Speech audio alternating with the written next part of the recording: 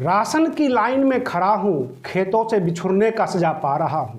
जी हां दोस्तों, यह एक मशहूर गजल गायक जगजीत सिंह की गजल है। मैं आरडी भारती और आप देख रहे हैं बिहारी सुल्तान।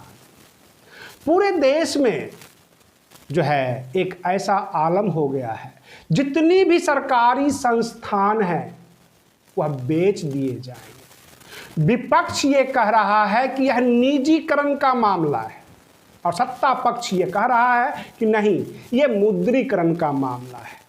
शब्द जाल में पूरे देश की जनता को फंसाया जा रहा है। जो राहुल गांधी जी हैं, जो नेता प्रतिपक्ष केंद्रीय नेता, वह व्याख्या नहीं कर पा रहे हैं। वो केवल शोर और हंगामा करते हैं कांग्रेस के वरिष्ठ नेता।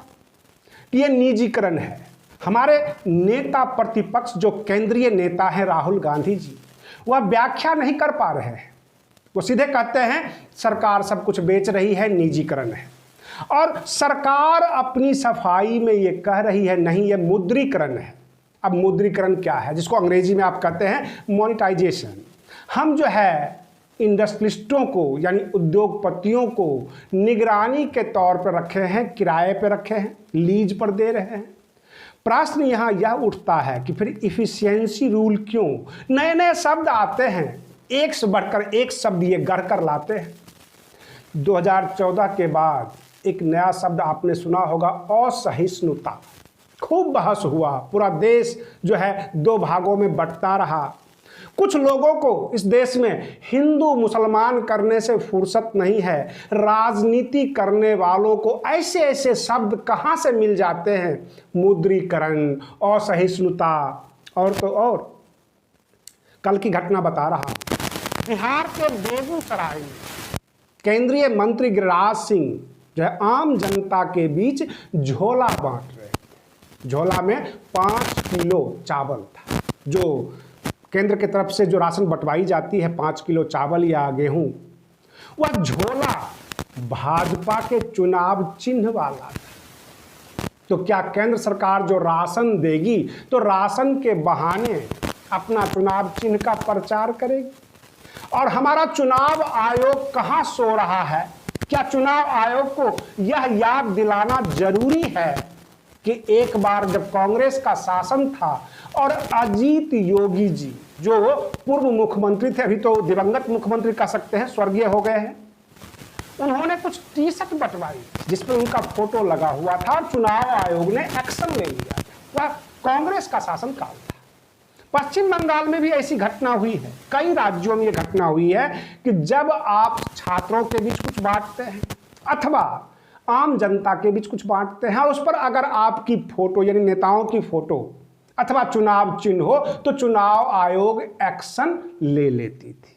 परंतु आज चुनाव आयोग गौन है, चुप है, वह कुछ नहीं बोल रही है और भाजपा का चुनाव चिन्ह वाला झोला आम जनता में बांटा जा रहा है। आपको क्या लगता है उत्तर प्रदेश का जो विधानसभा चुनाव होगा 2022 में, क्या वहां पर यह झोला नहीं बटेगा? क्या वहां पर राशन वाला 5 किलो का जो थैला है उस पर भाजपा का चुनाव चिन्ह लगाकर नहीं बांटे जाएंगे?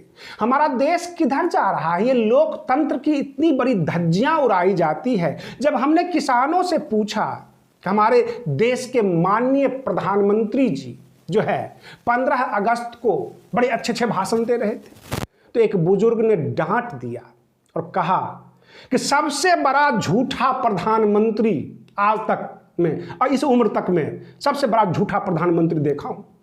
जब पूरे देश की बजट है 30 लाख करोड़ की और मात्र 6 लाख करोड़ के लिए ये प्राइवेट संस्थान को दे रहे हैं, यानी सबको निजीकरण कर रहे हैं ताकि 1.5 लाख प्रति वर्ष 1.5 लाख करोड़ प्रति वर्ष इकट्ठा किया जाए और 4 साल में 6 लाख करोड़ की उगाही होगी। तो फिर ये 15 अगस्त को कैसे कह रहे थे हमारे देश के प्रधानमंत्री जी कि 100 लाख करोड़ आम जनता को देने वाला हूं? 100 लाख करोड़ और 30 लाख करोड़ में कितना बड़ा अंतर है। इससे बड़ा झूठा प्रधानमंत्री हमने देखा ही नहीं है। रही बात ये, उत्तर प्रदेश के जो किसान हैं आज बड़े खुश हो रहे होंगे, क्योंकि मैं आपको बता दूं केंद्रीय मंत्री पीयूष गोयल जी ने गन्ने का समर्थन मूल्य जो 1 क्विंटल पे 5 रुपये बढ़ा दिया और कह दिया कि किसानों की आय दोगुनी कर दिया मैंने, 5 रुपये बढ़ा दिया। 325 रुपये प्रति क्विंटल तो पहले से ही था। और किसानों का यह कहना था कि जब मायावती जी का शासनकाल था तो 5 साल में 150 रुपये बढ़ाए गए थे। ये तो 5 रुपये 5 साल में बढ़ाया, यानी 1 रुपये साल। इस तरह का भाजपा का शासन है। उत्तर प्रदेश के मुख्यमंत्री योगी आदित्यनाथ जी ने किसानों को बहुत बड़ा तोहफा दिया। वो अगर पराली जलाएंगे तो उनके जो मुकदमे हुए थे वो मुकदमे वापस ले लिए जाएंगे। कुल मिला के हम आपको नहीं मारेंगे, देंगे कुछ नहीं, इस तरह की कोई बात नहीं है, दिया गया कुछ नहीं है, बस मुकदमे वापस लेने की बात हुई है। कुल मिलाकर किसान ठगा का ठगा सा महसूस कर रहा है। किसानों को कुछ नहीं मिल रहा है। बेरोजगार जो युवा हैं उनको नौकरी की कोई संभावना नहीं है और ना आगे भविष्य में मिलने वाली है। आरक्षण पूरी तरह से खत्म हो गया है क्योंकि सब कुछ निजी हाथों में होगा और रोबोट वहां पर काम करेगा। आप बने रहिए बिहारी सुल्तान चैनल पर। हम बिल्कुल लेटेस्ट खबर लेकर आपके सामने फिर प्रस्तुत हो रहे हैं अगले वीडियो में। तब तक के लिए धन्यवाद।